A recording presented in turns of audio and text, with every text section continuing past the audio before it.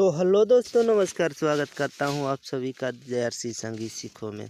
तो आज लेकर आया हूं फिर से न्यू मुखड़ा दोस्तों आप सभी के लिए। ऑफ़र के हिसाब से मैं गाना छोड़ रहा हूं आप सभी के लिए। तो कोई भी सिंगर अगर गाना चाहते हैं तो हमसे कांटेक्ट करके लिखवा सकते हैं गाना। ये सिर्फ 500 रुपया चार्ज है।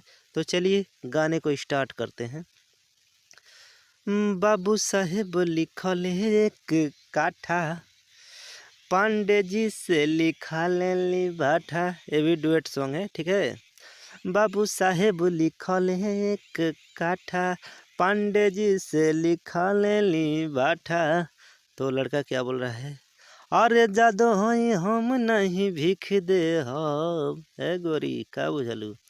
जादो हई हम नहीं भीख दे हब, बिगहा के बिगहा लिख दे हब। अरे जादो हई हम नहीं भीख दे हब, बिगहा के बिगहा लिख दे हब। अरे पूरा बिगहवे लिख दे हब। तो दोस्तों चलिए फिलहाल आज के लिए इतना ही। जय हिंद।